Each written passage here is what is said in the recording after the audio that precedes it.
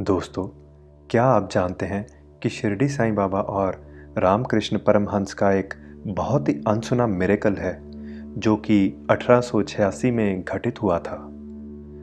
मुझे नहीं पता कि आप में से कितने लोग ये जानते हैं, लेकिन सन 1886 में 16 अगस्त को श्री रामकृष्ण परमहंस ने इस दुनिया से अपनी देह त्याग दी थी।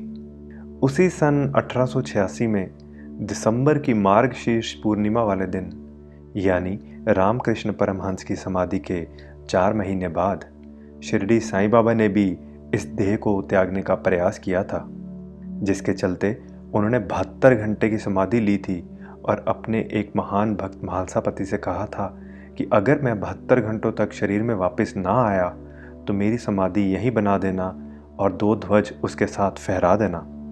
इतना कहकर श्री साईं बाबा 72 घंटों की समाधि में चले गए और उनकी सांसें, धड़कन और शारीरिक हलचल एकदम रुक गई।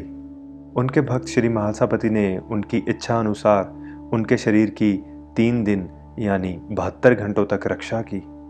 इसके बाद एक चमत्कार हुआ। 72 घंटे पूरे होते ही साईं बाबा के शरीर में हलचल होने लगी, उनकी सांसें पुनः चलने लगी और उनकी दिल की धड़कन भी चालू हो गई। ये अपने आप में एक बहुत बड़ा चमत्कार था। जब साईं बाबा शरीर में वापस लौटे तो उनके भक्त पूछने लगे कि बाबा, आप कहाँ चले गए थे? तब साईं बाबा ने कहा कि मैं तो अपनी देह त्याग कर ब्रह्मांड में अपने प्राण चढ़ाकर भगवान के पास जाना चाहता था, लेकिन क्योंकि मेरे से पहले गदाधर वहाँ पहुँच चुका था, इसलिए मुझे वापस आना पड़ा। दोस्तों, ये गदाधर कौन है जिनकी साईं बाबा बात कर रहे थे? गदाधर कोई और नहीं बल्कि श्री रामकृष्ण परमहंस ही हैं। उनका ही नाम गदाधर चट्टोपाध्याय था। दोस्तों, संतों की कार्य प्रणाली को समझना इतना आसान नहीं होता, इसलिए हम सिर्फ ये अनुमान लगा सकते हैं कि पृथ्वी की सुरक्षा के लिए संतों का यह रहना नितांत आवश्यक होता है।